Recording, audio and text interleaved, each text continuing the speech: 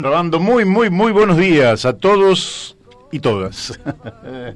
¿Cómo te va, Daniel Pérez? Bien, gracias, Mario. Buen día, Daniel de Abrantes. ¿Qué tal, Mario? Buen día a toda ¿Cómo estás? Nuestra audiencia. Buenos días, Beto Perdomo, nuestro operador de todos los lunes, que hace posible que este programa, La Brújula, por Radio La Luna, salga de la mejor manera posible. Buenos días a todos nuestros oyentes por aire, Espero que estén disfrutando un día que viene denso porque la temperatura ronda los 20 grados, que es una linda temperatura, pero está lloviendo.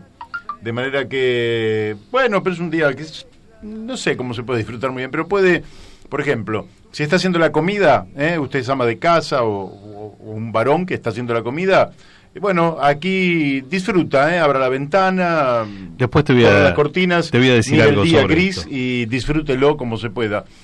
Si usted está en un taxi, como nuestro amigo Jorge, que siempre nos escucha, bueno, a disfrutar, manejar con más cuidado porque el piso está mojado y el coche tarda más en frenar, por tanto hay que disminuir la velocidad. Si está en un comercio, bueno, como nuestros amigos que nos escuchan acá en los comercios de Palomar, de Aedo y seguramente de otros lugares, usted sabe que cuando la vereda está mojada, la caja en general está seca, pero bueno, a escuchar La Brújula acá por la Luna. Y si usted está donde esté, trate de disfrutar el día. Todavía le quedan algunas horas y seguramente mejorará. Y con toda seguridad, el resto de la semana va a ser mejor tiempo que el día de hoy. Así que bienvenidos aquí a este programa maravilloso, que hoy está lleno de cosas, Vamos a hablar sobre Chile, vamos a hablar sobre Estados Unidos, vamos a hablar sobre Uruguay, vamos a hablar desde el Congreso Nacional. Pero le tengo que dar también los muy buenos días a Radio Fénix de Corrientes, en 92.1 MHz, y a su directora Mónica Colunga. Buenos días, Mónica. Buenos días también a Radio La Paquita. Muy bien, qué grande. Hay toda la gente de Corrientes, de Chaco, que está apasionadamente respaldando el programa. Y como les decía, Radio La Paquita, FM 88.9, Uspallata, Mendoza, allá en la cordillera de los Andes. Y sus encargados, que son Gustavo Figini, amigo, y Elvio Yadanza. Bueno, y aquí estamos, en un día que es bastante particular porque hoy no solo vamos a tener a Carlos Méndez, que rapidito, me estoy apurando porque rapidito vamos a tener la llamada de Carlos Méndez, que nos va a informar si Sebastián Piñera está al borde del precipicio o no. Pero también vamos a hablar con la economista feminista Mercedes D'Alessandro. Y más tarde vamos a hablar con Marcelo Parra desde el Congreso de la Nación. Y más tarde con la periodista uruguaya Analien Nassif. Así que vamos a tener que andar a las corridas. Hoy es 25 de noviembre, Día de la No Violencia contra la Mujer.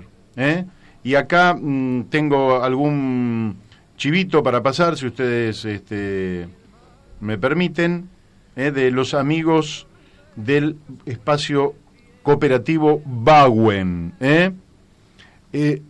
Cena solidaria este viernes 29 de noviembre a las 20:30, cena solidaria en apoyo a los trabajadores y trabajadoras del espacio cooperativo Bauen. Valor de la cena 600 pesos, no al desalojo, todos con el Bauen. Hay que reservar la entrada en ventas @bauenhotel.com.ar, o pasar por allí, por el Bauen, en la calle Callao 350, digamos, usted lo va a encontrar, y bueno, y ahí compra su entrada. Creo que es muy importante porque esta es una experiencia cooperativa. Cuando los empresarios huían de la Argentina, los trabajadores se quedaban a defender la fuente de trabajo, y allí está el Bauen. Emblema de las empresas recuperadas argentinas. Así es, Y bueno, en algún momento vamos a ver si mañana hablamos. Creo que estamos en comunicación con nuestro amigo Carlos Méndez. Carlos, ¿estás allí?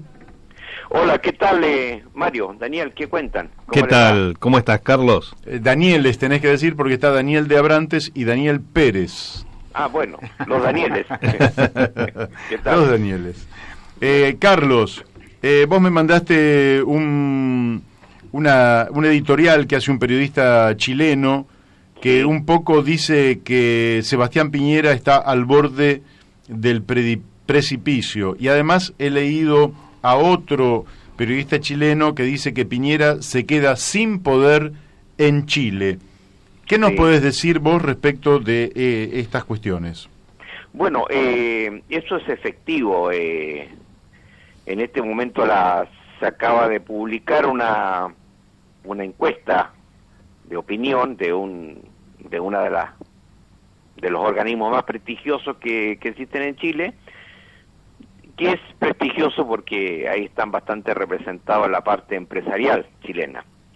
Y el ranking o el grado de adhesión que tiene Piñera en este momento no supera el 12%. Muy Tiene poco. ese grado de no digamos simpatía, sino que aceptación en relación a su gestión como presidente.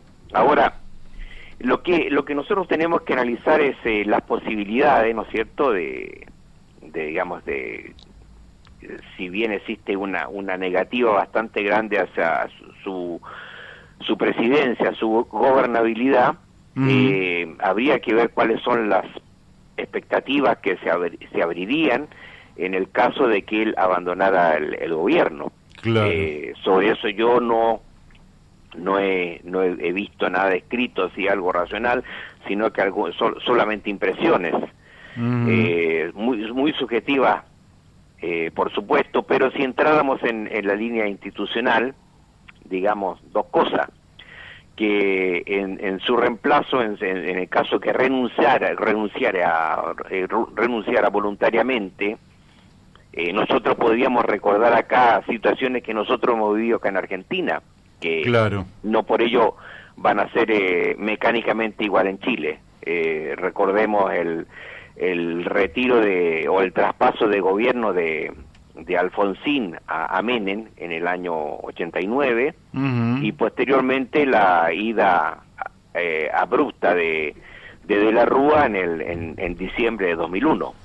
Sería más parecida a la segunda que a la primera, porque la primera Menem ya había sido electo presidente. Claro. En la segunda no había presidente. Sí. En el caso ese de que vivimos en 2001, entramos en un periodo anárquico donde tuvimos varios presidentes en muy pocos días. Así es. En el caso chileno podría ser también, o sea, correspondería que lo subrogara el presidente del Senado, y si no él, el presidente de diputados, y si no el presidente de la Corte Suprema. Cualquiera de los tres entenderíamos que al ser avalado por el Congreso, un nuevo gobierno tendría que seguir las pautas que ya el Congreso en su mayoría ha fijado, que son estas pautas, este proceso constitucional que ya conocemos, y el proceso constitucional y otros acuerdos más. O sea, nosotros no es solamente la cuestión constitucional, sino que también eso implica varios acuerdos también que tienen que ver con proyectos sociales que en este momento se están también tramitando. Claro. Quiere decir que aunque él estuviera al borde del precipicio, aunque él se estuviera quedando sin poder, aunque la opinión pública lo esté respaldando en mínimo grado, tampoco se encuentra una alternativa superadora, por lo menos que esté al alcance de la mano. Claro. Ahora, lo más grave de esto, que tú también tienes la información al respecto, es el tema, digamos, de la dejación o interrupción del Estado de Derecho. O sea, que a un presidente simpático lo quieran o no lo quieran, digamos, eso no es lo más grave. Lo más grave es un Estado de Derecho, o sea, la incapacidad del gobierno de continuar su proceso gubernamental. Ya lo dijimos eso la semana pasada, de que la agenda de actividades se la ha fijado la mayoría parlamentaria, la mayoría del Congreso, en una gestión, en un acuerdo transversal. Pero por otro lado está el asunto, ¿no es cierto?, de la digamos, la estabilidad institucional. Es decir, hay hechos de violencia y que son paulatinos, son regulares, estos hechos de violencia no cejan y no hay un imperio del Estado de Derecho, y lo que implica, ¿no es cierto?, de la utilización de la fuerza pública para que el Estado de Derecho continúe vigente. Eso es lo que ocurre en todo el país. Claro, ahí no quiero dramatizar, pero digamos solamente puntualizar los hechos, digamos, de que ocurren a diario, digamos, de incendios, y ataques a almacenes, supermercados. Se habla de 450 supermercados, ¿sí? Digamos, saqueados, 58 sí. Estaciones de subte quemadas. Bueno, es una lista importante de acciones. Aunque el subte se había normalizado, habíamos dicho la semana pasada, ¿verdad? Claro, o sea, ya como que la protesta es muy, o sea, atenta demasiado a la gente común. Uh-huh. No, ya eso nadie lo aprecia. Entonces, o sea, esa es la gravedad, y también la inactividad de los fiscales que tienen que investigar, y la incapacidad de la fuerza pública de poder imponerse en dicha situación, incluso con el uso de la violencia. O sea, la fuerza pública es superada. Lo paradójico también de todo esto es que la fuerza pública está desbordada y está haciendo desmanes, porque bueno, 200 jóvenes que han perdido la vista, la cantidad de muertos que estamos contando, sí. Indica una represión salvaje por parte de algunos sectores. O sea, hay una situación de caos, generalizada. Incluso un analista recordaba de que la Araucanía, en relación con lo que está sucediendo, está bastante tranquila. Y colocaba la situación de que una vez que termine la temporada universitaria, van a regresar a la zona aquellos estudiantes que están becados en las grandes ciudades, en las universidades de Santiago, Valparaíso y Concepción. Eso a modo de acotación. O sea, lo que incluso a uno se atrevería a pensar de que no existe una coordinación mapuche con las actividades que se realizan en la vía pública. Claro. Ahora, ¿qué papel cumplirán las Fuerzas Armadas? ¿Vos sentís que se van a mantener respetando la institucionalidad y observando esta situación, que van a intervenir y reprimir a favor del gobierno, o que algún sector más fascista pueda decir, bueno, hay que reinstalar el orden y vamos por el gobierno nosotros? ¿Cómo está ese panorama dentro de las Fuerzas Armadas?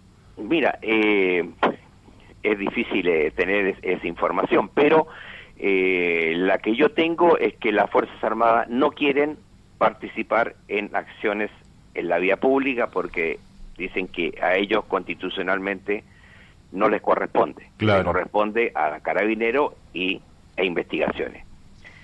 Y por lo tanto, o sea, ya se sabe que el día martes 12 de noviembre ellos hicieron ese planteamiento al gobierno, que lo podíamos, que el gobierno sí quería volver a instaurar un estado de sitio o un estado de emergencia, y esa respuesta, más o menos, es una desobediencia al comandante en jefe de la Fuerza Armada, que es el presidente, a la autoridad civil. Claro. Y posteriormente ha habido también esta respuesta espontánea, entre comillas, que los tres mandos de la Fuerza Armada en un comunicado hicieron un comunicado opinando sobre el informe de derechos humanos que había hecho Amnesty International. Claro. Entonces, ¿Y qué es lo que dicen los militares? Bueno, coincidiendo plenamente con las opiniones del gobierno. O sea, digamos que es una exageración, que en primer lugar nosotros no participamos en esta. Entonces, se están haciendo críticas, digamos, a la violación de derechos humanos, a la violación de los derechos humanos. Eso no lo dicen así, pero digamos eso a la policía. Nosotros no participamos. Claro. y es un descreimiento, ¿no es cierto? Es de todas maneras es inusual, digamos que es inusual que un organismo, también pueden opinar los rectores, pueden opinar, ¿no es cierto?, otros organismos institucionales o no institucionales sobre un informe de Amnesty International, pero no el comando conjunto de la Fuerza Armada al respecto es algo que no deja llamar la atención. Sí, claro, una actitud. Es deliberante, como alguien me indicaba, es también, pero claro, como estamos en una etapa deliberante en Chile, digamos, ahora, lo que tú ves como riesgo, sí, es un riesgo que hay que tener presente, o sea, en algún momento, ¿no es cierto?, no sé, en qué momento el caos puede otra vez, ¿no es cierto?, hacer que el presidente decrete estado de emergencia, aunque ahora iba a ser una actividad más solapada, y vamos a ver la respuesta de las Fuerzas Armadas a que las Fuerzas Armadas controlen o aseguren algunos establecimientos públicos, llámese por ejemplo hospitales, porque se han incendiado hospitales y clínicas, y también gobernaciones.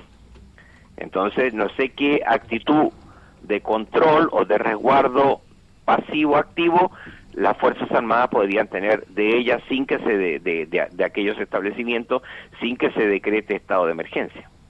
Claro, Esta es la nueva fase de esta semana. Acá todavía le queda bastante tiempo a Piñera por delante como mandato constitucional. Exactamente. Se ve muy difícil que alguien pueda prolongar en el tiempo con un nivel de adhesión tan bajo el gobierno. ¿No pensás que una salida podría ser una convocatoria anticipada a elecciones?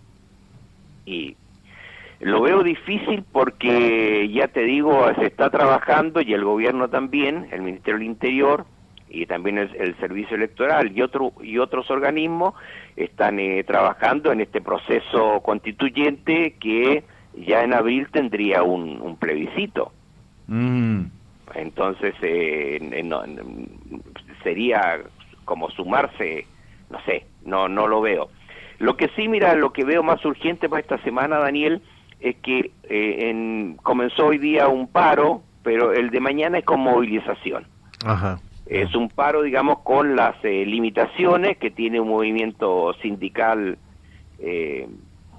menguo, digamos, que solamente controla o adhiere un 500.000 de trabajadores, de varios millones más que son laburantes, y que además, digamos, tiene las características de que son muchos de administración pública, profesores, salvo, digamos, los más fuertes en la economía, digamos, son los portuarios y el cobre. Y bueno, pero agreguémosles a las organizaciones sociales, dentro de las cuales están todas las federaciones estudiantiles y escolares y otras, y también mujeres y pueblos originarios y un largo etcétera. Mañana, pero tenemos alguna novedad. Mañana, digamos, sería paro y movilización, pero mañana es con movilización. Movilización, llámese la reunión en la Plaza Dignidad, ex Plaza Italia, ya nuestros oyentes saben, a 100 metros de la Embajada Argentina, ahí en Vicuña Maquena.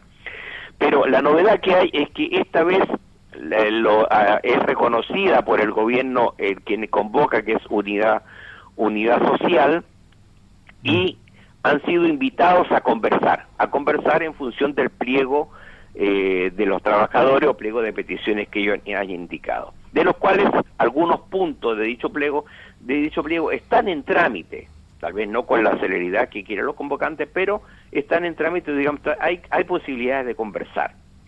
Pero además a eso agreguemos que si yo había hablado, ¿no es cierto?, había dicho, digamos, de los actores sociales que están participando, y uno de ellos era Unidad Social, ahora hay un referente político de Unidad Social. ¿Por qué no repasamos eso para que la gente... ¿Por qué no repasás ese concepto para que nuestros oyentes entiendan? Conversábamos en la primera conversación que tuvimos con ustedes, de que habían 4 actores sociales ante que continúa, hay una ausencia de poder, una ausencia de un vacío de poder dejado por la clase política.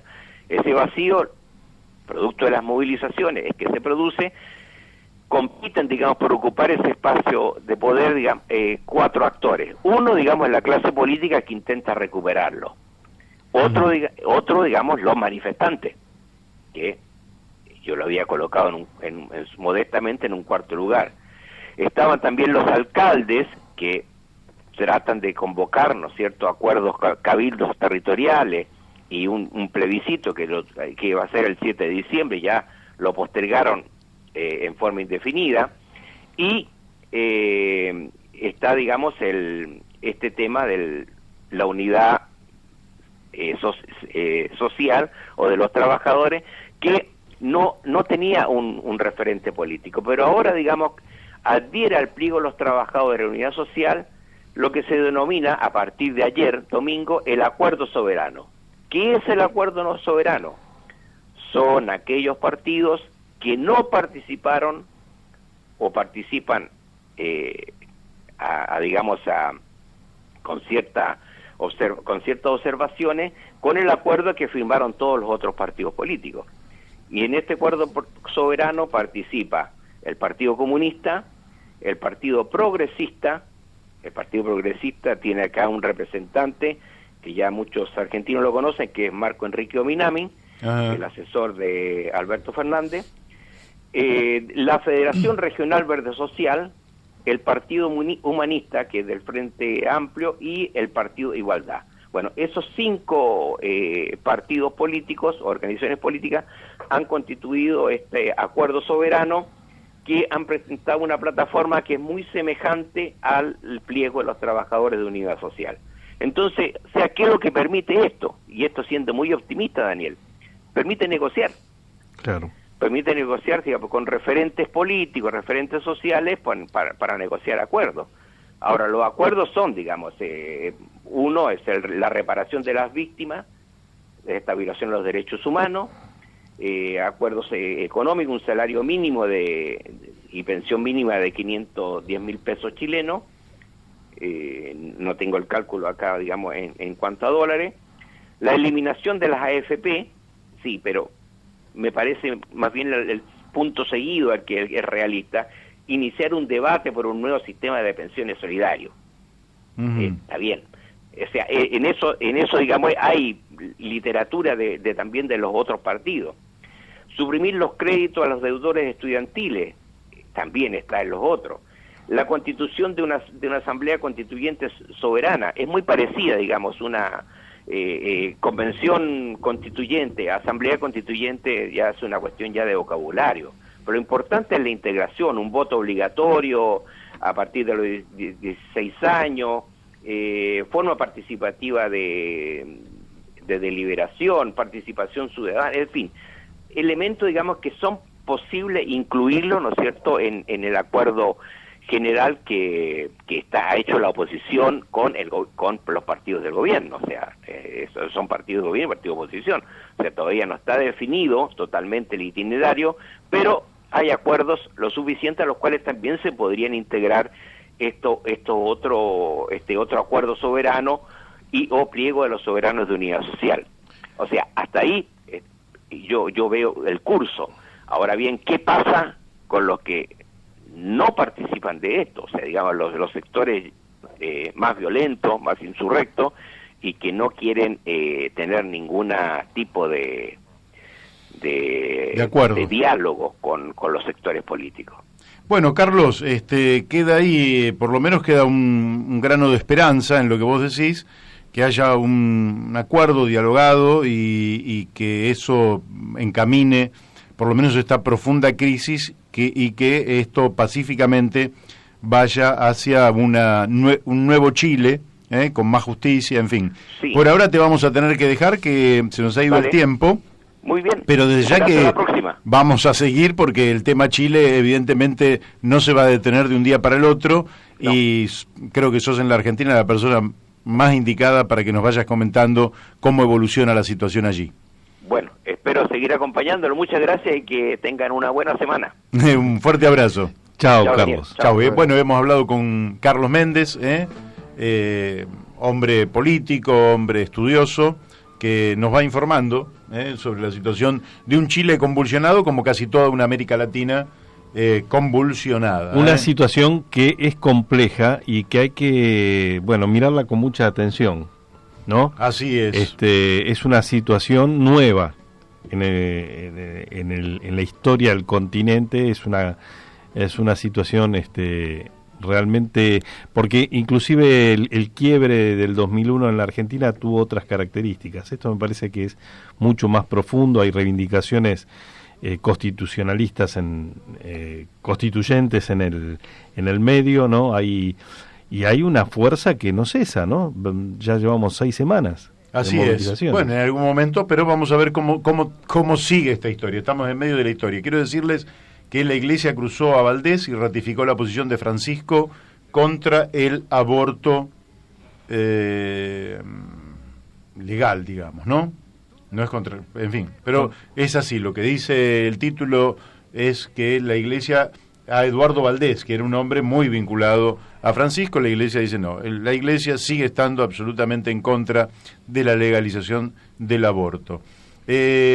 Sobre Macri insiste con un rol de encabezar la oposición, la verdad es que no sé, cuando dicen la oposición en singular, los medios falsean la realidad.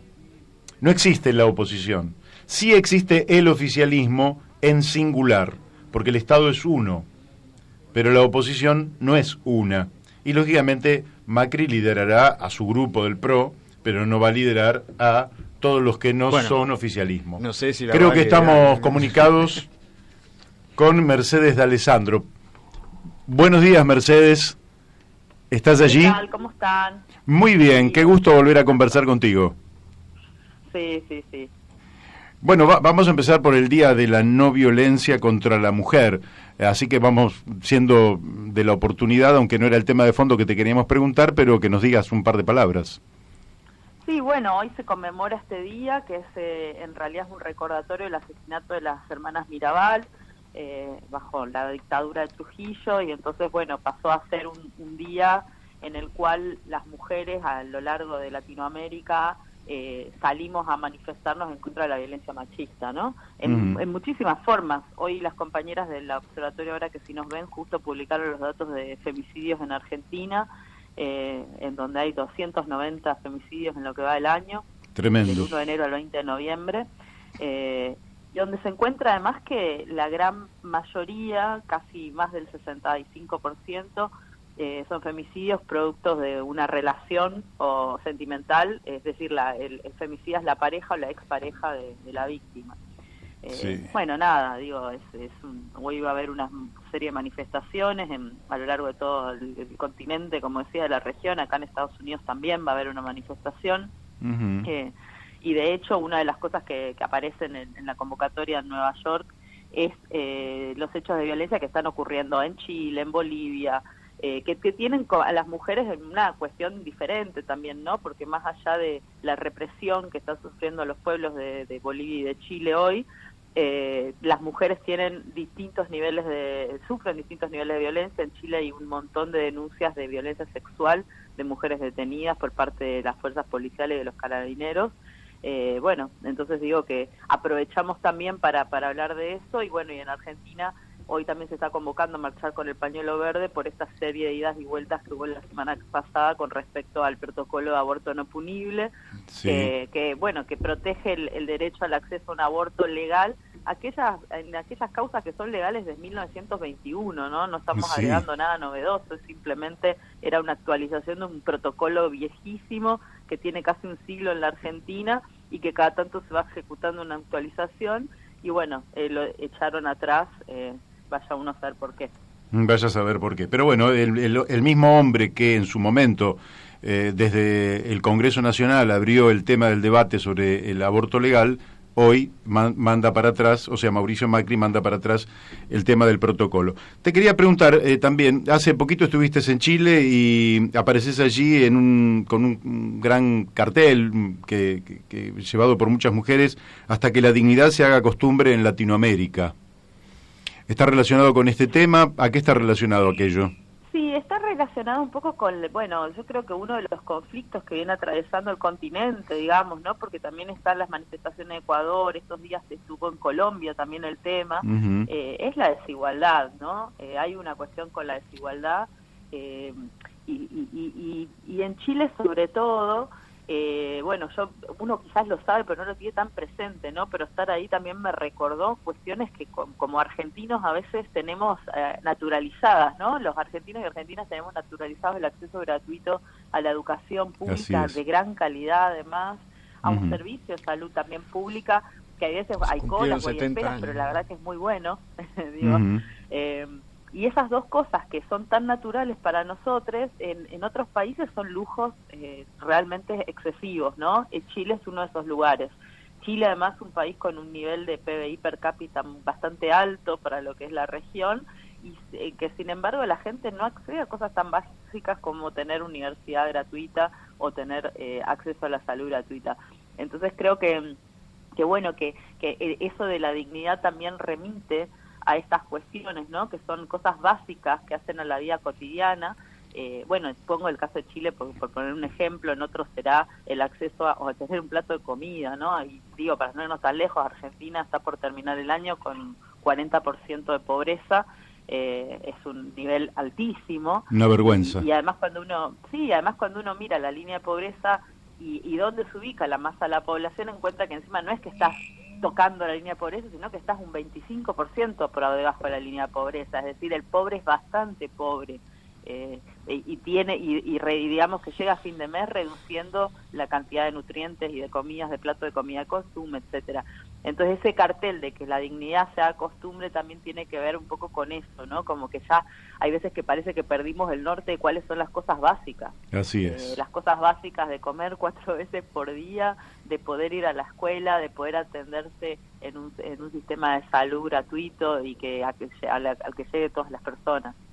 Sí, te queríamos preguntar también, Mercedes, por esto que algo hemos hablado la vez pasada, pero que muchos jóvenes estaban viendo con buenos ojos un socialismo democrático en Estados Unidos, y si esto se debía también a como vos decís, a una dificultad en el acceso a la salud, a el costo enorme de la educación, a las dificultades en el empleo, la baja calidad de empleo, las bajas retribuciones salariales.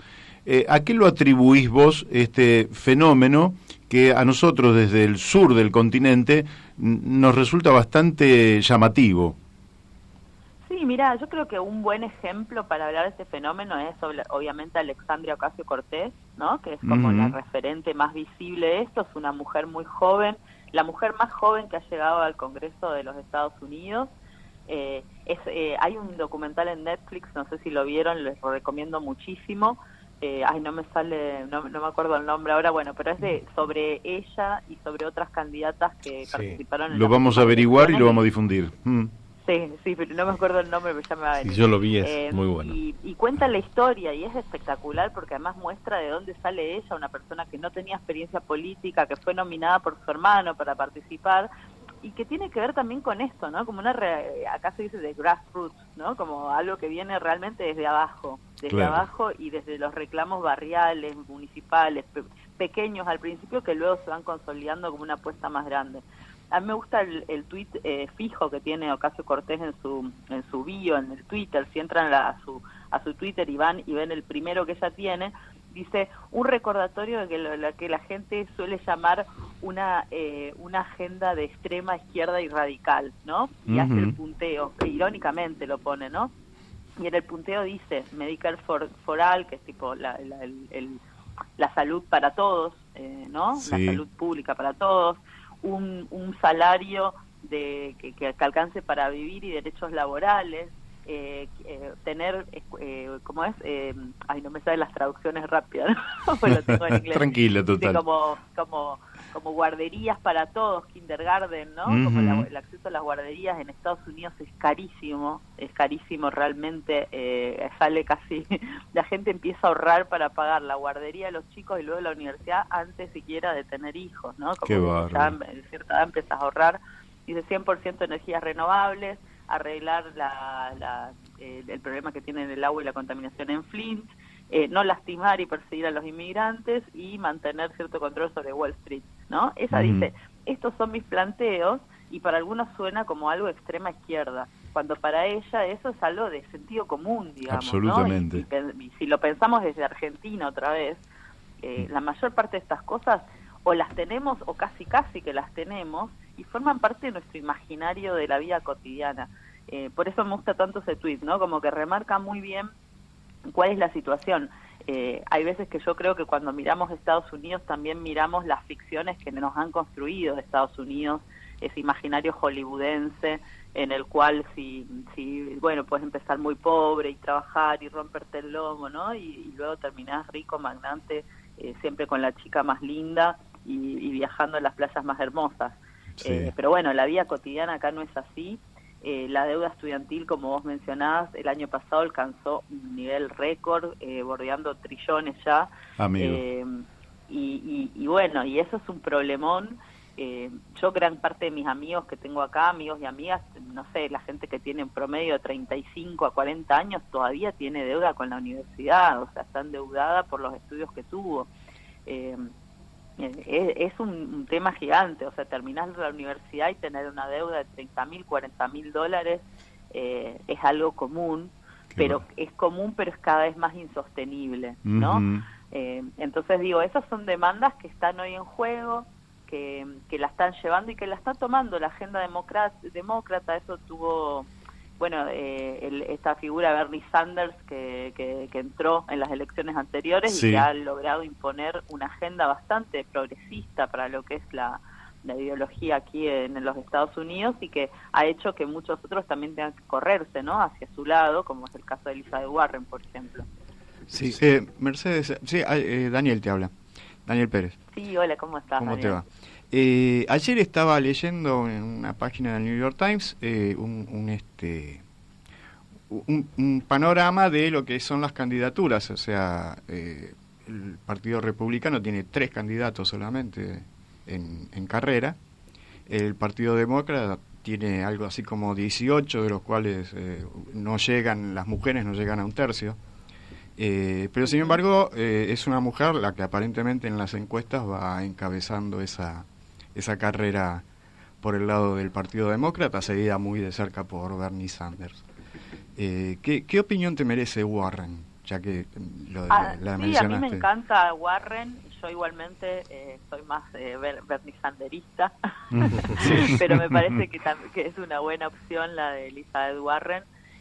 No sé si llegaron a ver, pero esta semana que pasó hubo uno de los debates demócratas. Vieron que acá se hacen muchos debates presidenciales, y en este debate fue interesante porque estuvo moderado por 4 periodistas mujeres. Ah, mira.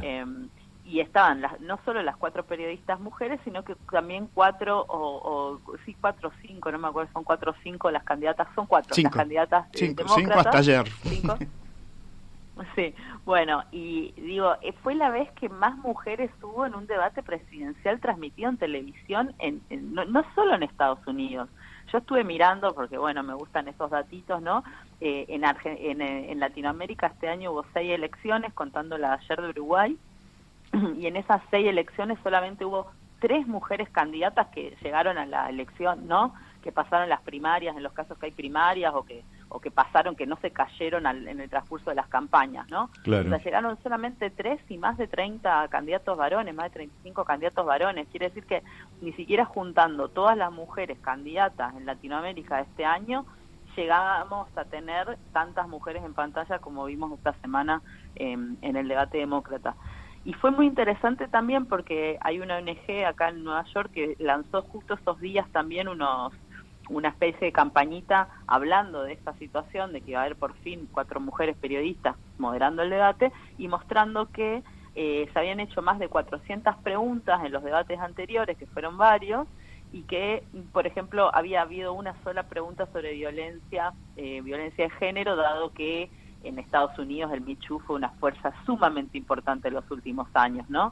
Y mostrando que no se habían hecho preguntas sobre los derechos de las personas LGBT, etcétera.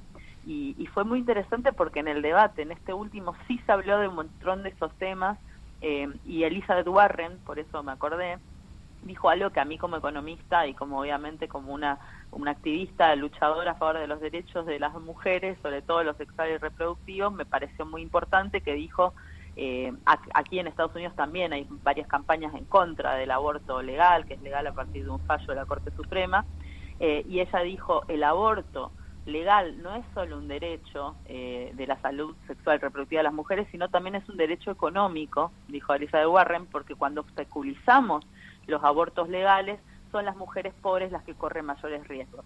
Claro. Y eso me pareció que por fin, ¿no? También en esta agenda podemos cruzar de la vereda también y entender que no es solo un tema de cuestión de salud sexual y reproductiva, de salud pública, que es un tema del derecho penal, sino también que es un derecho económico para las mujeres, el hecho de poder acceder a este tipo de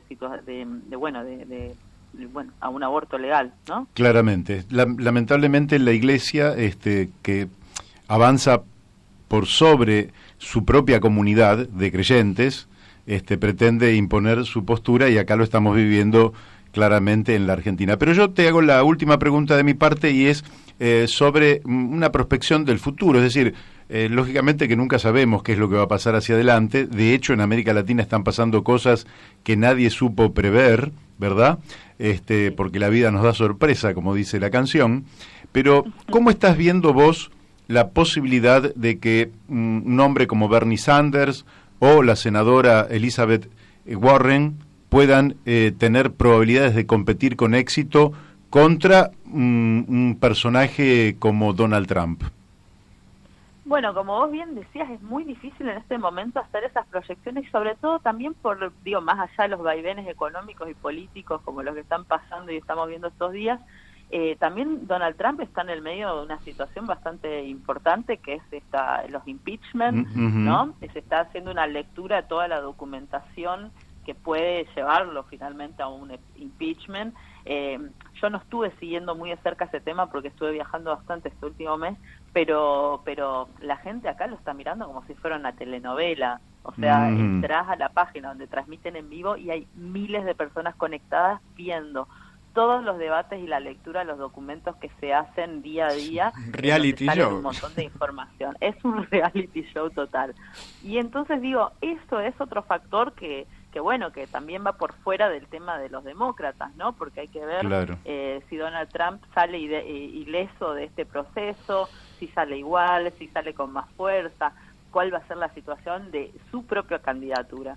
Y dentro de los demócratas hay dos personas que para mí no son tan progresistas, que son Biden, el ex vicepresidente Obama, y después acaba de sumarse a la carrera estos días Bloomberg, que fue gobernador de Nueva York, que es un personaje bastante extraño. Bueno, Bernie Sanders ya hizo su descarga y dijo que le parecía vergonzoso que un candidato entrara poniendo un montón de plata, no me acuerdo cuántos millones de dólares gastó para hacer el lanzamiento de su campaña, diciendo acá lo que necesita son bases sociales a quienes representar y no un montón de dinero, ¿no? Claro. Como si cualquiera, le dijo Bernie. Entonces Biden viene hoy bastante fuerte, liderando muchas encuestas, le siguen Warren y Bernie Sanders, pero bueno, esto todavía le queda un largo trecho. No están en el momentum, como le dicen acá, ¿no? Cuando están en su momento más preciado. Entre enero y junio va a haber un montón de elecciones, porque esto las primarias se eligen de una manera bastante distinta en Argentina. No es que una elección así como en todos lados, sino que cada estado tiene incluso una forma propia de elegir. Algunos son elección directa, otras tenés que estar afiliado al partido, en otras tenés caucus, que son como elecciones asamblearias en donde participan representantes de distintas otras asambleas. Es un sistema electoral bastante diferente. Entonces ahí, los candidatos tienen que ir a cada lugar, hacer su campaña, juntar sus contactos, etcétera. Hay que ver cómo resuelven esa parte, pero yo creo que ya desde el vamos es importantísimo el debate que se está dando. Los temas centrales son muy interesantes, se está hablando mucho del cambio climático, la agenda de género está tomando un rol muy relevante, la agenda de la inmigración también. Este año con Donald Trump ha hecho de la inmigración centros de tortura directamente, donde ha separado niños de sus familias, donde se ha maltratado inmigrantes. es un tema muy importante, los baneados que hizo ni bien entró, esto del muro, etcétera. Entonces creo que la agenda de debate está siendo muy interesante y eso a mí me da un poco de ilusiones porque creo que está cambiando mucho el debate sobre qué es lo que viene. Bueno, como la suerte nuestra, digamos, depende mucho de la suerte de lo que ocurra allí, seguramente vamos a seguir hablando con vos. Para cerrar te diría que si querés tomarte un minutito o algo más, que me digas cómo estás viendo la economía y la cuestión social en los Estados Unidos, muy por arribita nomás, pero como para darle un broche a este reportaje, que desde ya, Mercedes, te agradecemos muchísimo la amabilidad que has tenido de participar en este programa La Brújula. No, gracias a ustedes. Yo creo que económicamente ahora hay un problema que viene de la guerra esta que inició Donald Trump con China, que es una guerra comercial en la cual suben y bajan retenciones y cosas, ¿no? Uh-huh. Y eso está empezando a golpear. En China ya golpeó la caída de la producción en manufacturas, es algo inédito en los últimos 20 años de China, y en Estados Unidos también está empezando a golpear. De hecho, hace poco la nueva directora del Fondo Monetario Internacional, Kristalina Georgieva, leyó sus proyecciones del FMI sobre la economía mundial y le dedican un apartado entero a esta guerra comercial entre China y Estados Unidos.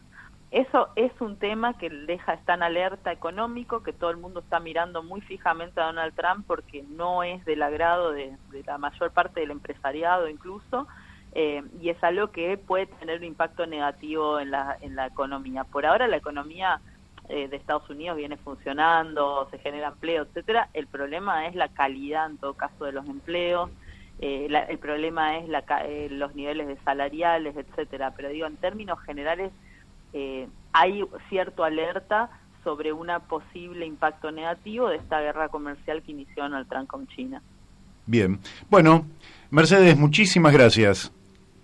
No, gracias a ustedes, que tengan un buen día y bueno, aprovecho para invitar a las audiencias, a ustedes también, a que se sume hoy hasta a las movilizaciones en contra de la violencia machista o por lo menos a compartir alguna charla o debate ustedes mismos también en sus espacios de trabajo para ver cómo podemos aportar entre todos a hacer un espacio más saludable en el cual nos podamos relacionar cotidianamente. Muy bien, excelente. Bueno, entonces hasta la próxima, Mercedes. Te mandamos un beso desde acá. Chao. Un beso, Mercedes. Bárbaro. Bueno, excelente, ¿eh?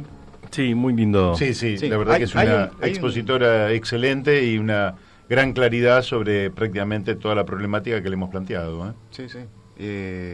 Hay un tema en Estados Unidos, una crisis económica, creo que lo hablamos, no sé si salió al aire o lo hablamos fuera del aire. Hay un catedrático chileno de la Universidad de los Lagos, que muy interesante porque previó la crisis asiática de fines de los 90, un año antes de que ocurriera, previó la crisis de los subprimes en Estados Unidos que generó la crisis económica global del 2007, también un año antes. Uh-huh. Previó la elección de Donald Trump en Estados Unidos, antes de muchos meses antes de la elección, cuando todavía Donald Trump era un fenómeno extraño y era un outsider de la política, y también previó esta crisis en Chile 2 años antes de que ocurriera. Pero lo curioso del caso chileno es que se dieron vuelta los factores. O sea, él previó una crisis económica que iba a devenir en una crisis política y social que él llamó el fin del tercer periodo liberal en Chile, que comenzó con el golpe de Pinochet. De 1973. Bueno, acá se dio primero la crisis política social y no quita que la crisis económica que está anunciando para fines del 2020, que va a comenzar en Estados Unidos, por el tema de la insustentabilidad del sistema de pensiones.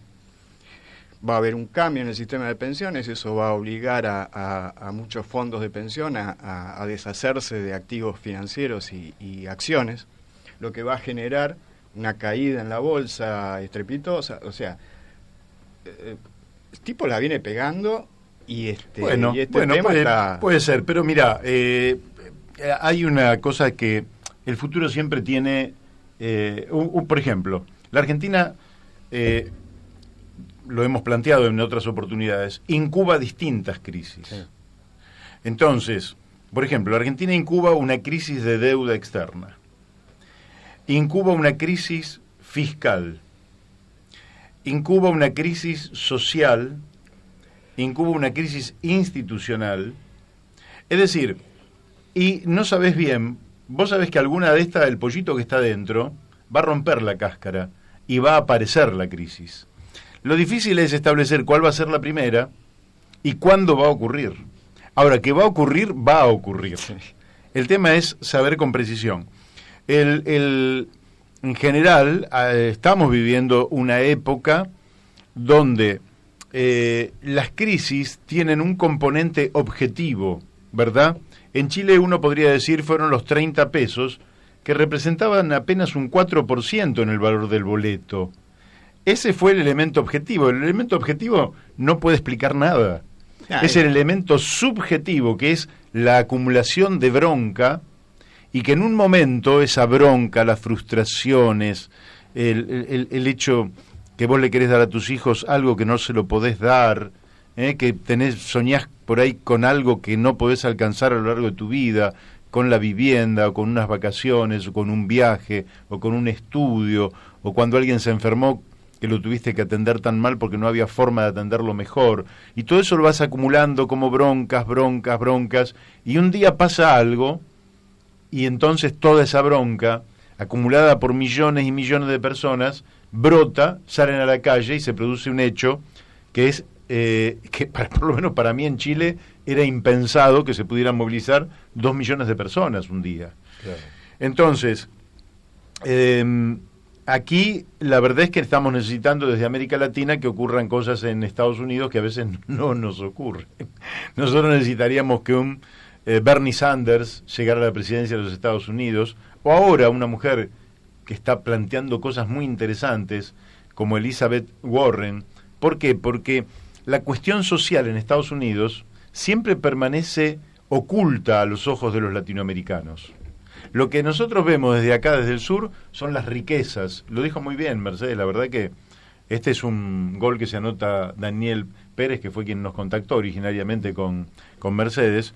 Pero en realidad nosotros tenemos visiones idílicas de los Estados Unidos, lógicamente, autos fabulosos, departamentos extraordinarios, edificios de 70 pisos, pero también hay un mundo muy grande de millones y millones de personas que allí están necesitando algo distinto, y nosotros necesitamos que ese algo distinto aparezca, porque no es casualidad que cuando hacen una encuesta entre los jóvenes que nacieron entre 1980 y el año 2000, ¿no?, que ya son jóvenes, un poco algunos más grandes, la simpatía por el socialismo supera a la simpatía por el capitalismo. Entonces quiere decir que algo también se está incubando en los Estados Unidos, pero nosotros queremos que en algún momento ese algo que se incuba, ese socialismo que se incuba, esa posibilidad de sentirnos todos iguales, que todos tenemos los mismos derechos, rompa el cascarón, y a ese pollito aparezca en la realidad.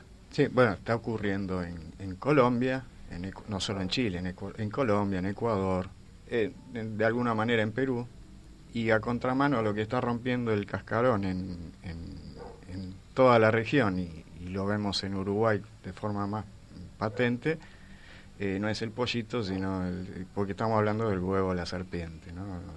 No siempre el que gana es el bueno, y no siempre las crisis, pero bueno...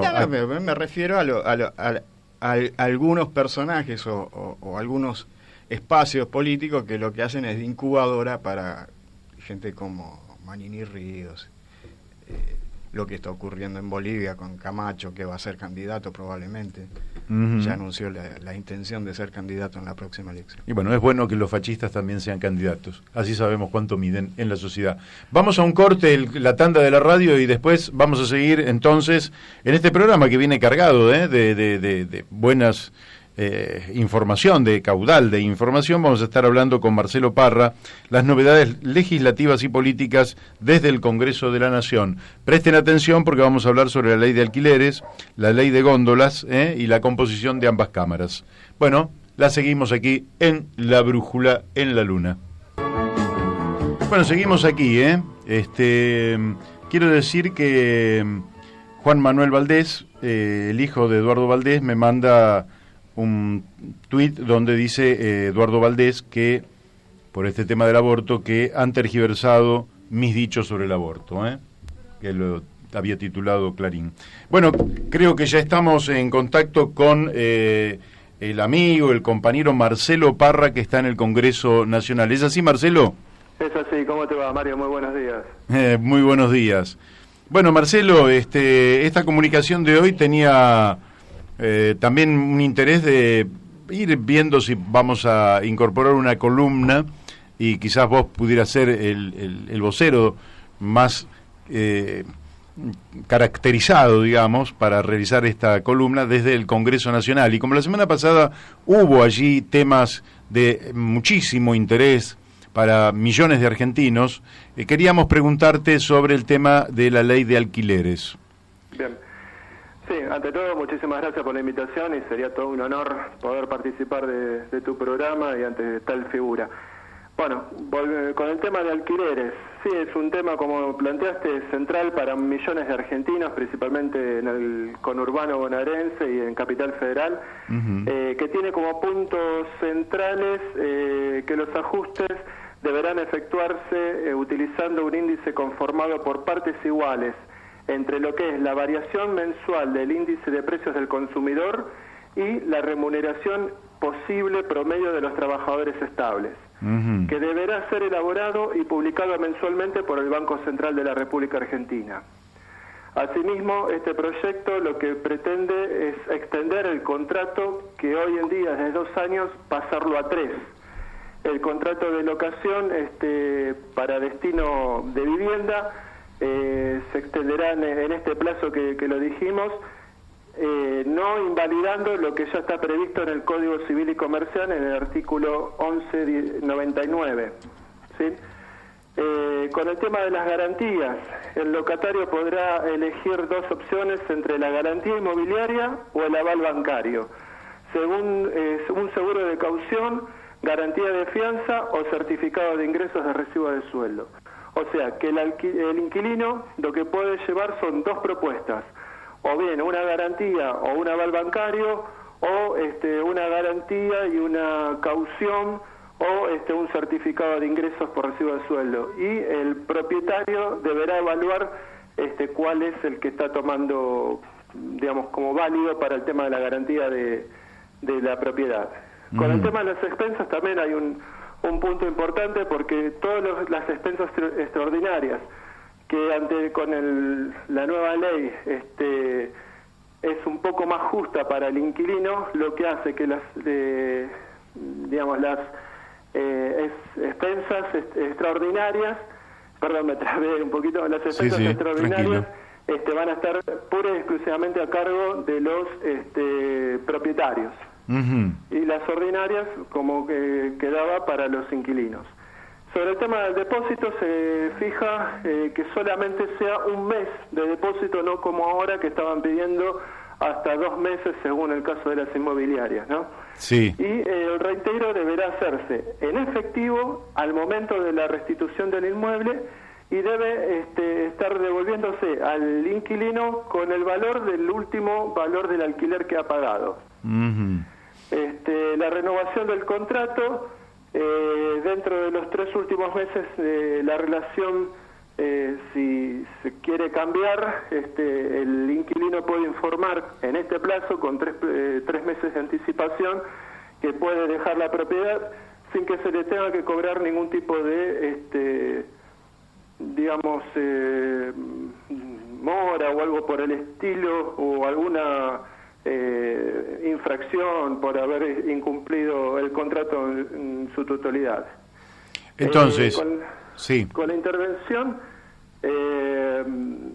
otro tema muy importante, y que esto seguramente va a traer bastante conflictos por el hecho de que la gran mayoría no tiene los departamentos declarados como para alquilar, y acá se le obliga a los propietarios declarar ante la AFIP el tema del contrato de locación.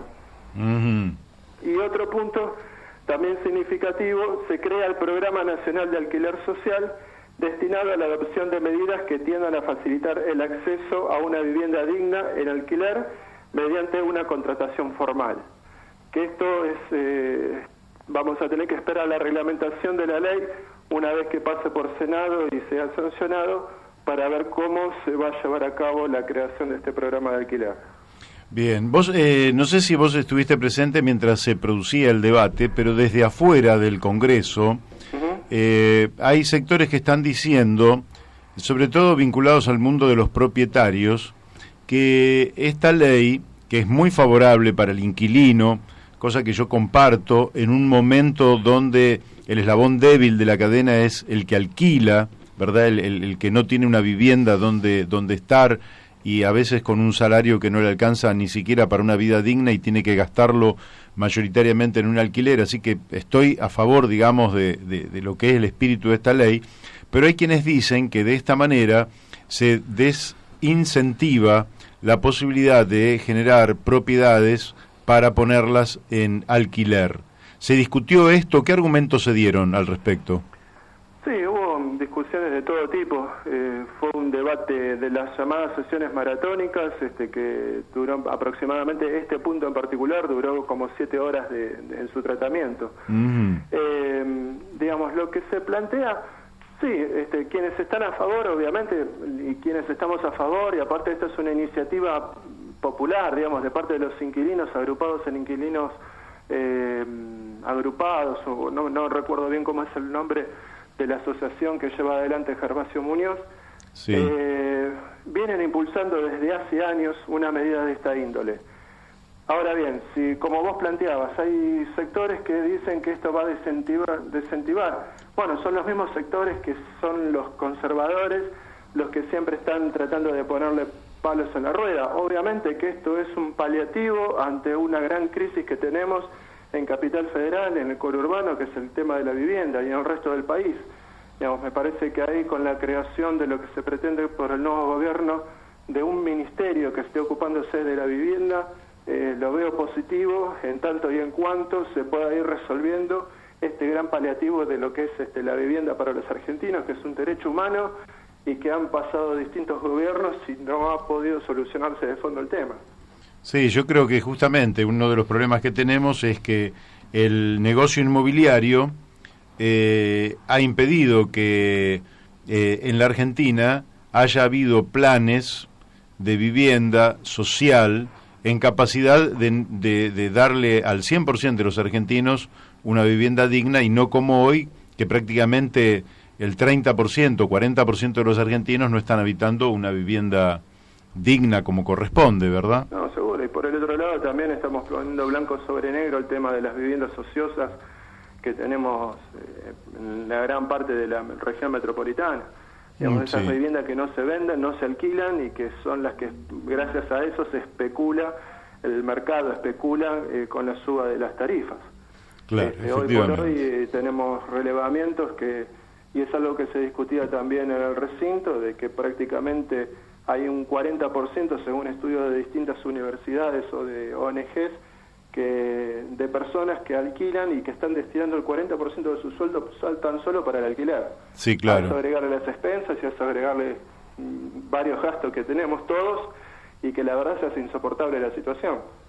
Así es, hay una nota en La Nación que dice por qué el déficit habitacional es de 4 millones de propiedades. Es mucho que a un país le estén faltando 4 millones. Pero vamos a pasar a otro tema, si te parece, que también se trató la ley de góndolas. Y a nosotros nos interesa particularmente porque esto se supone que es en beneficio de los consumidores y de las pymes. ¿Por qué no nos explicás un poquito el contenido de esta ley? Sí, bueno, este proyecto lo que expresa es la voluntad de las diversas propuestas de distintos espacios políticos, sociales, vinculados al tema de las pequeñas y medianas empresas, como así también de los sectores de la defensa de usuarios y consumidores. al verificarse una gran concentración de la oferta en manos de 2 empresas grandes prácticamente, que son las que nuclean todo el mercado alimenticio en la República Argentina, es que se procedió a redactar este proyecto y tener la voluntad política de tratarlo en la última sesión. Este proyecto lo que hace ni más ni menos es que limitarle a esas grandes empresas el porcentaje que puedan llegar a tener en góndola. ¿Qué significa esto? Que las grandes empresas, por no nombrar alguna, pero una de las bebidas más conocidas del mundo y de la República Argentina, lo que tenía era prácticamente no una góndola, sino 2 o 3 góndolas donde llenaban sus productos con diferentes marcas, pero de una misma empresa. Claro. Lo que pretende esta ley es que se le dé participación ahora a otras empresas, limitando en esta primera etapa en un 40% y el año que viene en un 30% a estas grandes empresas a que ubiquen sus productos en góndolas, dándole la participación a las pequeñas, medianas empresas y principalmente a las cooperativas regionales, para que puedan poner sus productos y que puedan ser comercializados. Si bien es un avance, vamos a tener que con este proyecto depender mucho de del Contralor del Estado, que esté presente como para que esto se garantice, porque obviamente las grandes empresas van a tener como un acuerdo con los supermercados. Claro. Sí, hay que ir generando una economía sin la incidencia tan grande de monopolios, oligopolios, que realmente distorsionan totalmente los precios y tienen super ganancias en detrimento de la población y de las empresas pequeñas y medianas. Te voy a hacer una pregunta y voy a pasar ya en los últimos minutos de este reportaje, pero vamos a seguir hablando hacia el futuro. Quería preguntarte cómo estás viendo la nueva composición de las cámaras después de la elección de octubre y ya próximos a que se constituyan a partir del 10 de diciembre, tanto sea en el Senado como en la Cámara de Diputados, donde va a haber una preeminencia de la fuerza, por lo menos en el Senado, de la fuerza que ganó las elecciones en octubre. ¿Cómo estás viendo vos esa composición, la relación de fuerzas, el clima interno, tanto en diputados como en el Senado? Mira, el Senado sí, como lo planteaste, la fuerza, el próximo gobierno, digamos, va a tener prácticamente resuelto el tema de las mayorías, tanto para el quórum como para las votaciones en general. No tan así va a ser en diputados, donde va a tener que entablar distintos tipos de acciones vinculados a acuerdos, ya sea por temas o acuerdos de política en general, porque el Frente de Todos en la última elección ha conseguido que su número llegue a 121 diputados electos o que ya están en función. O sea que todo ese frente va a tener 121 diputados, con lo cual no alcanzaría a tener el número para garantizar el quórum, claro. Con lo cual va a tener que transar alianzas estratégicas principalmente con los gobernadores como para garantizarle el quórum y la gobernabilidad, entre comillas, dentro de la Cámara de Diputados. El clima que se ve principalmente en diputados, que es donde estoy yo trabajando, y se ve con un grado de expectativa en cuanto a lo que se vea, porque la verdad que el último año hemos tenido uno, creo, de los peores años en cuanto a lo que es producción legislativa. No hemos tenido gran cantidad ni de trabajo en comisiones, salvando algunas comisiones en particular, como puede ser cultura, como puede ser educación, o como puede ser asuntos constitucionales o presupuesto y hacienda, que son las que siempre tienen mayor movimiento. Sacando esas comisiones, el resto la verdad que ha estado bastante parado, y también eso se vio reflejado en el recinto. Hemos tenido uno de los años con muy poca sesión, muy poco parlamento, mejor dicho, en la Cámara de Diputados, en el recinto. Sí, yo te hago la última pregunta. Estuve el jueves y viernes, estuve en Rosario, lo vi al diputado electo socialista, Enrique Esteves, que además es hijo de un dirigente socialista también, que fue diputado nacional, que es Guillermo Esteves Boero. Él trae expectativas. ¿con qué expectativas lo ves vos, siendo que va a pertenecer quizás a un bloque muy pequeño? ¿Pensás que va a poder desarrollar un perfil desde ese lugar o pensás que efectivamente las dificultades van a ser muchas en un congreso donde, hasta donde yo sé, va a estar él con una identidad socialista y también llegando por otro lado una diputada socialista que es Mónica Frade? ¿Crees que el socialismo puede tener alguna incidencia allí adentro o que va a haber que seguir remando para tener una representación mayor en el futuro? Mira, en un principio sí, lo veo, esto último que planteaste, como la relación de fuerza y la incidencia que puedan llegar a tener va a estar bastante condicionada a los acuerdos que puedan llevar adelante dentro de la Cámara.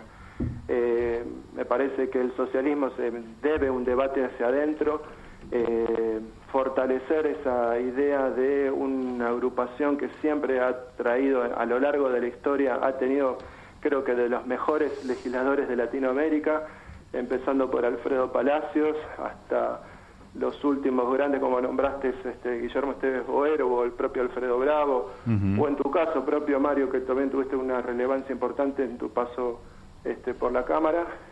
Se le va a hacer dificultoso en los primeros años. Veremos en la segunda etapa, con una elección legislativa de por medio, como es en el 2021, donde la forma de elegir también de parte de la sociedad es totalmente diferente.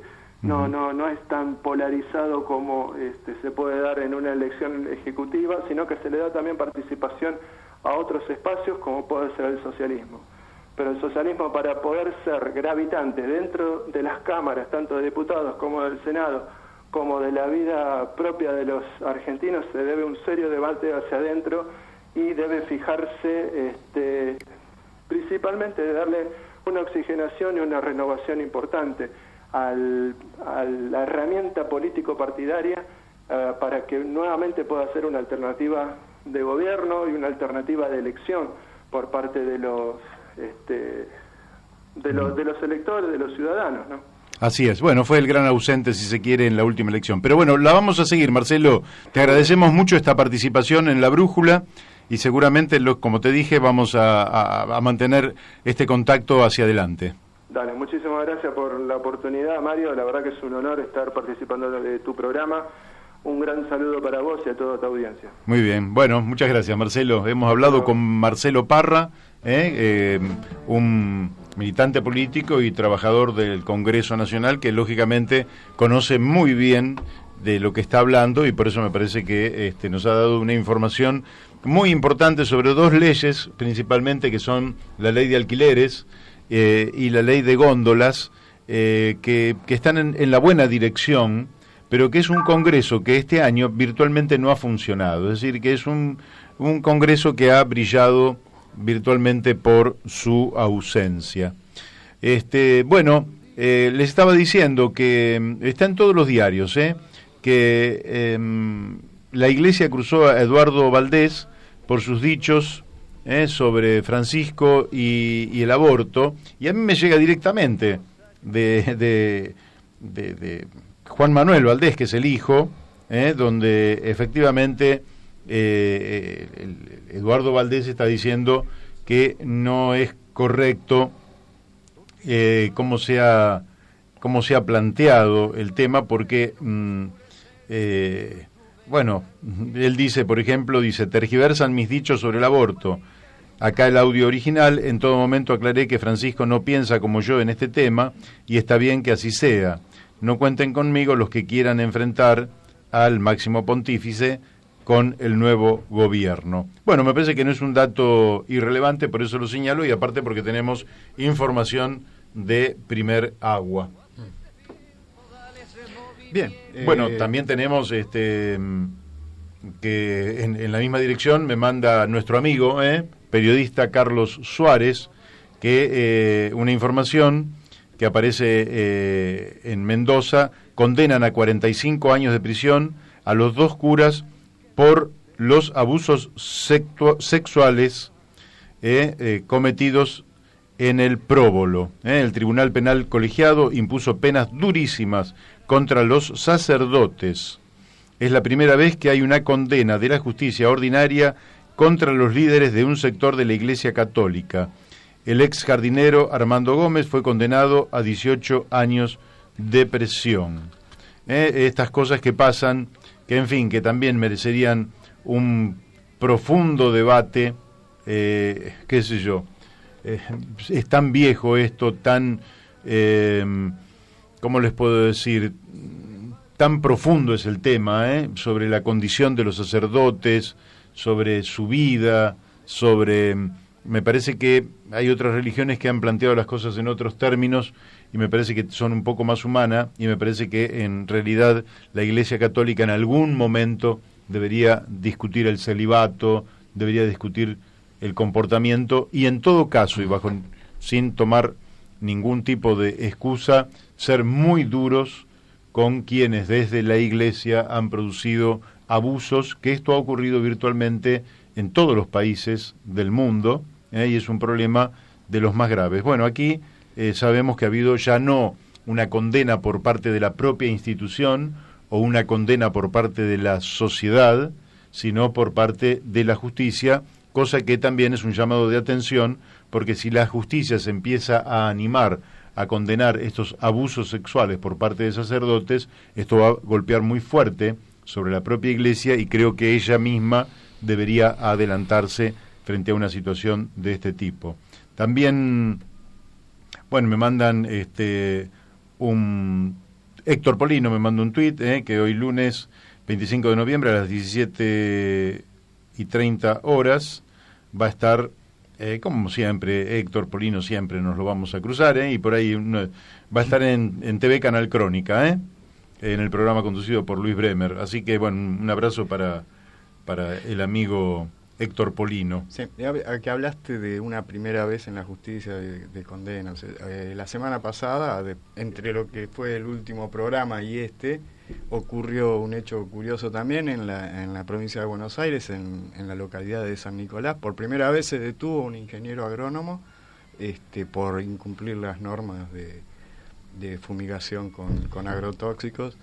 O sea, es el primer detenido. Bueno, no está condenado, pero sí está detenido. Qué lindo cuando la justicia suena a justa, ¿no? Es decir, que la justicia hace justicia y no que hace operaciones políticas. Que la justicia tiene un sentido. El sentido de justicia, muchas veces algunos creen que está en los abogados, en los jueces. El sentido de justicia es innato del ser humano y va mucho más allá de la preparación que se tenga sobre las cuestiones del derecho. Es un sentido que tienen algunas personas y que deberían ser justamente las personas que deberían involucrarse con el derecho. Porque es al revés. Algunos creen que el tema de la justicia surge porque vos leíste mucho derecho romano. No viene de ahí. Es un sentimiento, es una sensación, es un sentido que tienen los seres humanos y que está más desarrollado en algunos que en otros, y todos los pueblos hasta las tribus más primitivas tienen un sentido de justicia, y creo que ese sentido de justicia es lo que hace del ser humano algo distinto y es lo que nos da impulso a ser sociedades más igualitarias, porque si a alguien le preguntáramos si es justo que unos que trabajan muy poco ganen mucho y concentren la riqueza, mientras que millones ganen muy poco y se hundan en la miseria, y yo creo que la inmensa mayoría nos va a decir que eso es injusto, mientras que en un régimen como el esclavista eso aparecía como natural, ¿verdad? Y muchos economistas en la Argentina pretenden que la solución argentina a la chilena sea sobre la base de esclavizar a los trabajadores. Entonces, claro, si los trabajadores van a vivir con un plato de sopa y sus hijos van a tener un plato de fideos al día y nada más, van a salir tan baratos que con esa plusvalía que van a producir los trabajadores, la Argentina va a emerger. Quiero decir que lo que va a emerger no es la Argentina, lo que va a emerger son las cuentas bancarias de estos empresarios que se van a llenar de dinero mientras nosotros estamos liquidando el principal elemento, que es la dignidad humana, y el principal medio de producción, que es el cerebro y las manos de los seres humanos. El mayor medio de producción es el cerebro y las manos de los seres humanos. Eso hay que cultivarlo para la economía.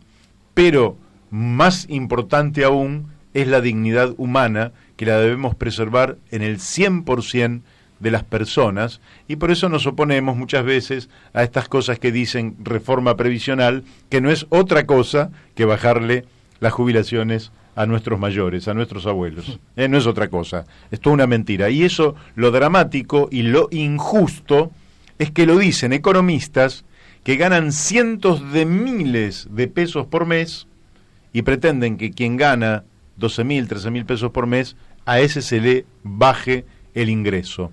Porque si lo dijeran ellos, diciendo, bueno, está bien que le bajen a 10.000 pesos a los jubilados, y yo también voy a vivir con 10.000 pesos, entonces por lo menos vos dirías, no es injusto.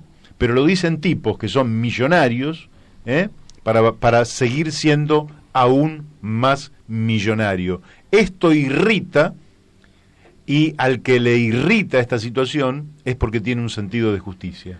Y eso es la justicia. Y cuando el Poder Judicial, que no es la justicia, actúa no como la extensión del brazo del poder político o del poder económico, sino con un sentido de equilibrio para que todos podamos vivir mejor, eso nos vuelve a establecer un lazo, un vínculo con el Poder Judicial.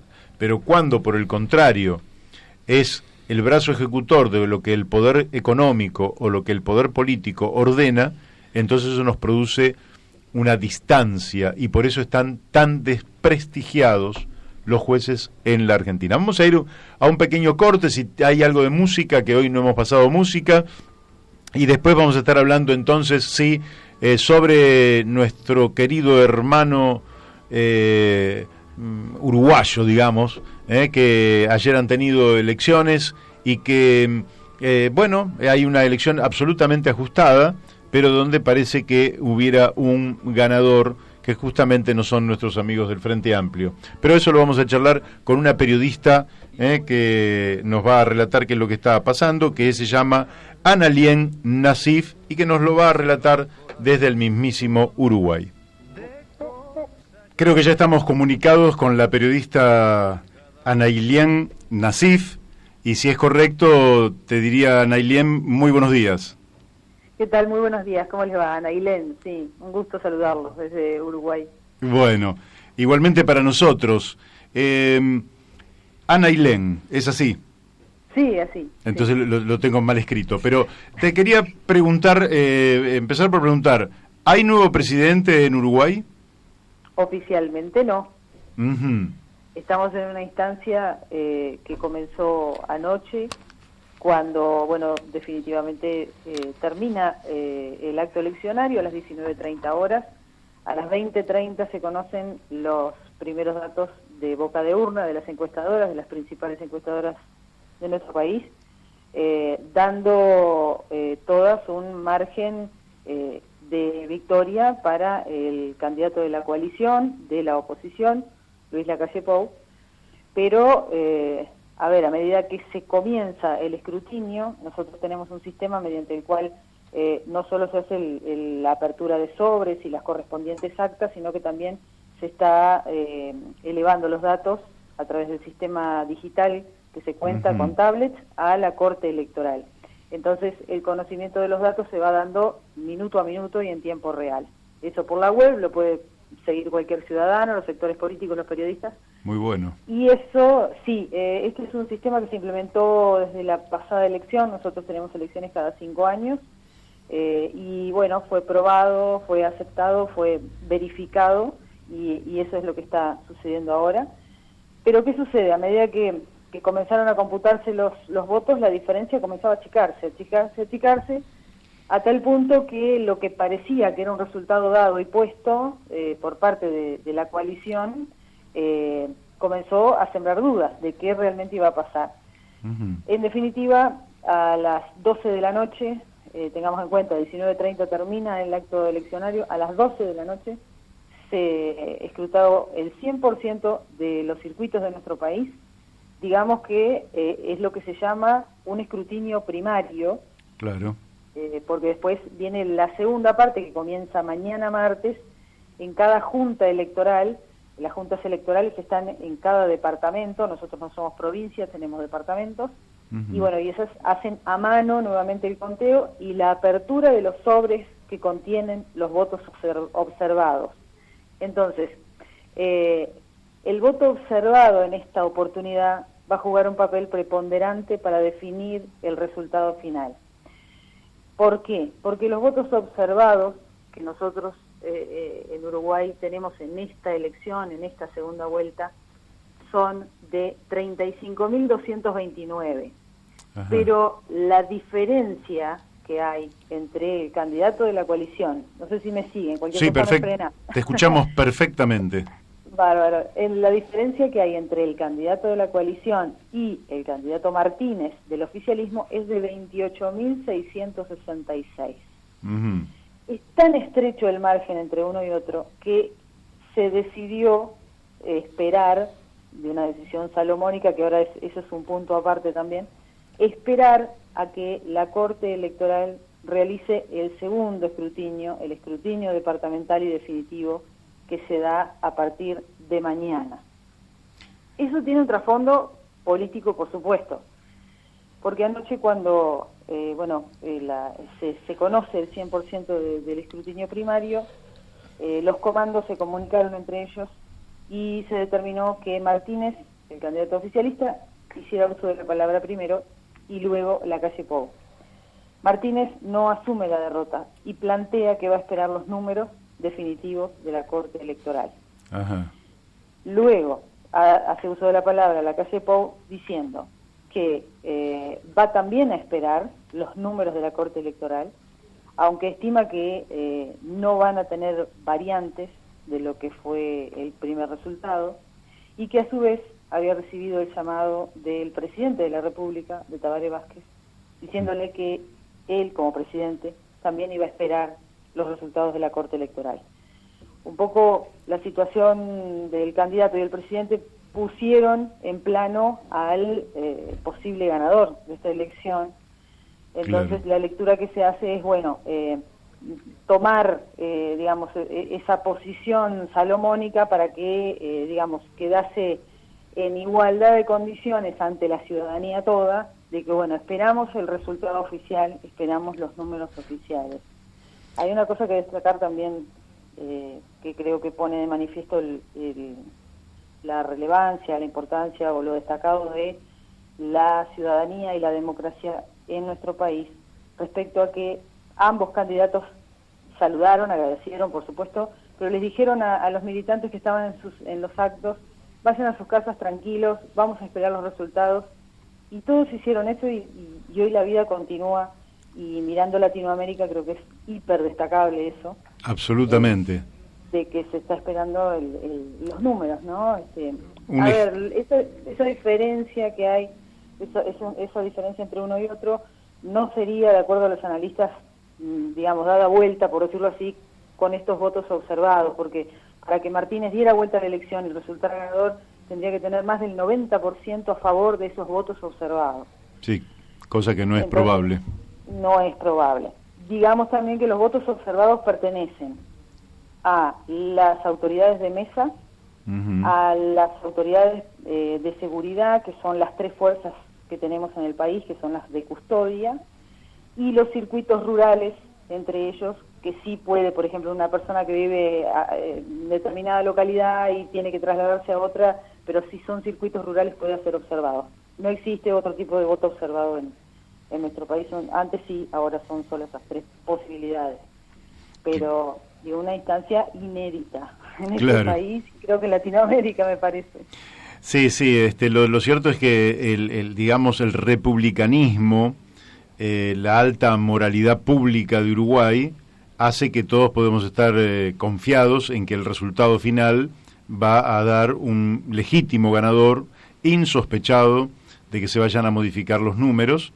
Y eso, bueno, a nosotros nos genera por el momento una pequeña incertidumbre. Yo sobre el hecho, y después te quiero preguntar sobre otras cosas, pero sobre el hecho te preguntaría, ¿por qué se fue achicando la diferencia? ¿Es que primero pudieron contabilizar los votos de determinadas regiones en detrimento de otras? ¿Por qué motivo lo que en un primer momento parecía un triunfo avasallante de Luis Lacalle Pou, luego se transformó virtualmente en un empate técnico entre uno y otro? ¿Eso se debió a la metodología de contabilizar los votos? No, se debe principalmente a que nosotros estamos divididos en 19 departamentos. De esos 19 departamentos, Montevideo es el que concentra casi la mitad de la población del país. Ajá. Y a su vez tiene y maneja el gobierno central. Digamos también que tenemos una constitución por la cual el perfil es unitario, no es federal como son en Argentina, y a su vez ese Montevideo tiene un brazo, digamos, una extensión por cercanía, por dinámica, que es el departamento de Canelones, que también tiene una población muy importante. Entonces, Montevideo y Canelones han sido históricamente de izquierda, desde que la izquierda se instauró en el país en la década del 70, como partido. Entonces, eso ha hecho que, entre comillas, le meta fuerza a la parte de izquierda, el Frente Amplio. Y el resto de los departamentos, en su mayoría, ahora en esta última elección, tuvieron el resultado hacia el Partido Nacional. ¿Qué sucede? Que esas diferencias es cómo se vinieron realizando los escrutinios, qué datos iban ingresando, si escrutaba más rápido Montevideo, aceleraban los números del Frente Amplio, si empezaban a llegar los del interior, empezaba a levantar el Partido Nacional o la coalición en este caso. Digamos, no hace referencia a nada en particular, es cómo se venían realizando la carga de datos en todo el país. Hay que decir que hubo lugares del interior que, por ejemplo, en un tema de conectividad, si bien estamos muy bien, por suerte, tenían que trasladarse con las urnas hacia una ciudad más cercana para tener buena conexión a internet, pasar los datos, pero no hace referencia a nada fuera de un tema de lo que venía sucediendo, de cómo se venían haciendo los escrutinios. Correcto. La velocidad de carga con respecto a la región del país. Ahora, te paso un poquito más al terreno de la política. Voy a empezar voy a partir del supuesto de que creo que es un supuesto por lo menos bastante objetivo, de que Luis Lacalle Pou podría ser electo, independientemente de que se me enoje Daniel Pérez, que es uruguayo, y algún otro uruguayo, pero bueno, total, mis simpatías por el Frente Amplio son manifiestas desde hace décadas, de manera que nadie puede sospechar que estoy operando en contra del Frente Amplio. ¿Vos podrías decir cuál sería el motivo mayor por el cual el Frente Amplio no pudo retener el poder? ¿Por fatiga de la población, por errores propios, porque ha crecido la otra opción? ¿Cómo lo podrías leer? ¿Esto es un giro a la derecha realmente o es apenas un movimiento dentro de un sistema democrático bastante estable como el uruguayo? A ver, el uruguayo no plantea nunca volantazos. O sea, nunca pega una curva violenta, ni hacia un lado ni hacia el otro. Lo que mucho se analiza y creo que pesó, mejor dicho, a la hora de quienes eligieron, tiene que ver el tema seguridad. Ajá. Uno de los temas. ¿Por qué? El tema seguridad estaba supeditado como problema, como situación problemática, a Montevideo y a todo el cinturón que hace, como yo te decía, por ejemplo, a Canelones. Se está viviendo temas de inseguridad en todo el país ahora, que, bueno, eso ha afectado a comunidades que de repente, no sé, te dejaban un auto con el vidrio bajo y la llave puesta. No se debe hacer, pero bueno, o la seguridad de irte de tu casa y que no pase nada, el tema de la delincuencia del motochorro, del arrebato, del hurto, que en el interior era desconocido. Claro. El tema también con respecto a la fuerza que ha tomado, lamentablemente, muchas veces el narcotráfico, el menudeo, digamos, que a su vez genera todo un ámbito digamos, de inseguridad alrededor, por supuesto. Y después el factor que no ha podido cambiar en todos estos años, que ha sido el centralismo de Montevideo. En la última elección, hace 5 años, se inauguró, hace 10 años, se inauguró, por decirlo así, el factor municipios. Ajá. Nosotros tenemos intendencias en cada departamento, pero se instauró el sistema de municipios. Las localidades, ciertas localidades por población y por otros factores, accedieron a tener municipios. Eso es un principio de descentralización. Sí. Un principio de descentralización de decidir de repente de sus obras o ciertas cuestiones que tienen que ver directamente con el vecino. Pero esa independencia era relativa y es relativa, porque hay cuestiones que siguen obedeciendo al gobierno central. Entonces, me parece que se intentó dar una descentralización que no terminó de cubrir las expectativas del interior, de decisiones que se siguen tomando en escritorios de Montevideo. Si bien hay una oficina de planeamiento y presupuesto, que es la oficina de presidencia que maneja toda esa distribución de inversiones en todo el país, quizá no llegó a cubrir las expectativas de toda esa población. Y creo, en la primera vuelta, cuando uno analizaba los números, el resultado general uno podía ver que el 10% de los votantes viraron hacia la derecha. Ajá. A ver, tomando como referencia izquierda-derecha, viraron hacia la derecha. ¿Por qué? Porque aparecieron partidos nuevos. Apareció Cabildo Abierto.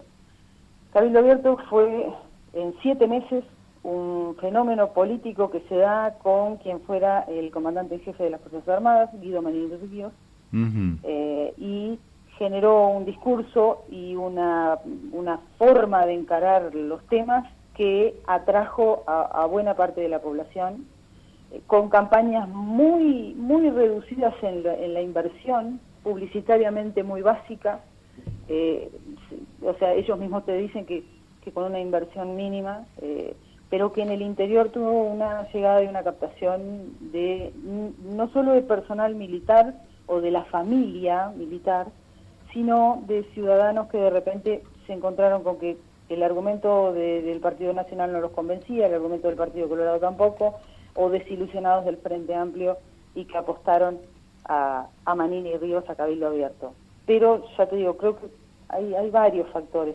Una clase media un poco sufrida porque si bien creció y se posicionó en el interior, empezó a sufrir los embates de los impuestos, de que le cuesta pagar impuestos, de que son muy pesadas las cargas tributarias, cimbronazos en el interior con empresas que de repente eran sólidas, que tenían que ver con la regionalidad, por ejemplo, lo que puede hacer a la lechería, y pequeñas empresas que a veces son familiares y que han sufrido fuertemente la carga tributaria, en particular eso. Te lo destacan los empresarios y la misma dirigencia de repente que camina las empresas y que las cooperativas, las sociedades de fomento, que eso se da mucho en el interior, y que sufrieron bastante ese embate impositivo, como queriendo decir, bueno, la verdad que llegamos hasta acá, no podemos. No podemos más. Ana Ailén, mi última pregunta, porque lamentablemente se nos fue el tiempo y la verdad que la exposición tuya nos resulta muy aclaratoria acerca de por qué está ocurriendo lo que ocurre allí en Uruguay. Mi última pregunta tiene que ver con, por un lado, la influencia de la política externa a Uruguay, es decir, el fenómeno, por ejemplo, de Bolsonaro, lo que está pasando en otros países, que no te los voy a mencionar porque está claro que están convulsionados y siempre los tratamos en este programa, al tiempo que si el cambio de gobierno pasando del Frente Amplio al Partido Nacional implicará una política exterior de Uruguay distinta a la que ha venido trayendo el Frente Amplio, por ejemplo, en temas tan importantes como ha sido la cuestión de Venezuela. Quiere decir que son dos preguntas, una la influencia externa sobre la elección y otra si cambia la política exterior de Uruguay con el nuevo presidente. Bueno, la última influencia, para poner en contexto, fuerte que sufrimos, entre comillas nosotros, fue la crisis argentina del 2001, que fue la crisis nuestra del 2002. Pero ¿qué sucedió con eso? Nosotros, además de encontrarnos con una crisis de nuestros vecinos más directos en ingreso por turismo, en ingreso por inversiones, hasta por inversión en propiedades, de repente nos encontramos que tuvimos aftosa y eso le dio un cimbronazo más todavía y Uruguay lo sufrió muchísimo. De hecho, era uno de los argumentos que se planteaba en campaña, decir, ¿ustedes quieren volver a la crisis del 2002 cuando se intentaba poner un poco de foco o de temor de repente en lo que pudiera pasar? No estamos en esa situación. Hoy en día sí que se observa lo que sucede alrededor, porque como te digo, nosotros dependemos 80-20 a lo que sucede en Argentina, por ejemplo, en el turismo. Se está observando muy delicadamente qué puede pasar en la temporada turística próxima referida a los argentinos que vengan. Pero en el caso de Brasil no tenemos tan directa la vista, digamos, la atención a ver qué sucede. El Mercosur, hay que decirlo, que no tiene la fuerza que debería tener. Claro. Si Mercosur tuviese una fuerza real, creo que sí, ahí iríamos todos en la misma sintonía de que si nos va bien y si nos va mal a todos. Respecto a la política exterior, es decir, es como si fuéramos no una isla, pero sí que está la economía, a pesar de sus vaivenes, que puede tenerlos en Uruguay, está mucho más estable y es mucho más predecible. Claro. Es decir, ejemplo, si aquí tú vas a la Agencia Nacional de Vivienda o vas a tomar un préstamo a 10 años, vos podés tomar un préstamo a 10 años. Vos podés saber que no va a cimbronarse todo y que de un viernes a un lunes pierdas todo. Claro. La otra es el tema de la política exterior. Lo que se plantea desde el partido de la coalición es que sea una política abierta, que sea una política de poder instalar los productos uruguayos en el exterior y que pueda posicionarse al país con lo que tiene para ofrecer, sí, y lo que recalcan es sin amiguismos, es decir, que sea política exterior y no un tema ideológico. Claro. Por eso no se está, digamos, obviamente han criticado la posición que toma Uruguay respecto a Venezuela, la posición que toma de repente con lo que sucede en Bolivia. Al canciller Nino Noboa se lo criticó fuertemente en cuanto a haber estado con Evo Morales. Es decir, lo que plantea no ser tampoco o tomarlo como imagen, aunque en algún momento fue muy fuerte la imagen de Chile. Nuestro sistema de seguridad social, cuando se instauró, de que todos tengamos acceso a la salud de igual forma, de los planes jubilatorios, eso fue visto y tomado de Chile. Fue adaptado a Uruguay, pero fue visto de Chile. Y eso, hoy a uno de los integrantes de la coalición, al líder del Partido Colorado, a Ernesto Talvi, se le criticó eso, que en algún momento había puesto a Chile como imagen y Chile no la pasó bien, no la está pasando bien.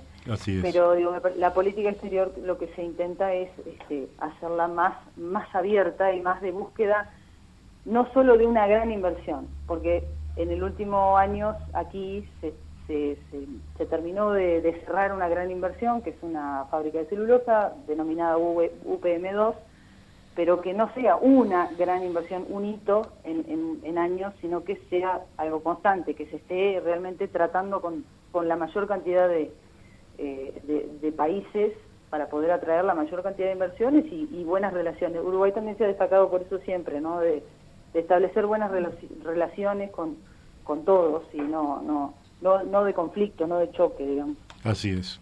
Bueno, Anailén, el tiempo se nos ha ido, la verdad es que ha sido un placer poder conversar contigo y seguramente más adelante también conversaremos con vos sobre, estos avatares de la vida de un pueblo hermano como el uruguayo.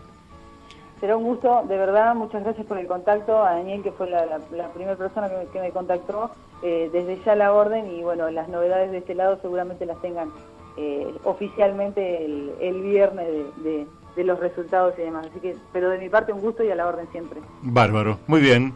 Bueno, hemos hablado con Anailén Nassif, periodista uruguaya, y la verdad es que nos ha planteado un panorama muy, pero muy claro. Así que hoy nos estamos yendo porque se nos fue el tiempo, pero en realidad tendríamos muchas otras cosas para conversar, pero mañana nos queda material para mañana. Quiere decir que no se aparte de Radio La Luna, que aquí lo que vamos a tener es una programación muy, muy linda. Creo que ahora viene Amaneceres Turismo con Martín Gutiérrez, y mañana nos estamos encontrando nuevamente a las 12 aquí en AM 1140, o si nos encuentra por las aplicaciones o por internet, junto con Daniel Pérez y con Daniel de Abrantes, y entonces nos despedimos hasta mañana a las 12. Chau. Hasta mañana, Mario. Hasta mañana, querido. Hasta mañana. Hasta mañana. Chau.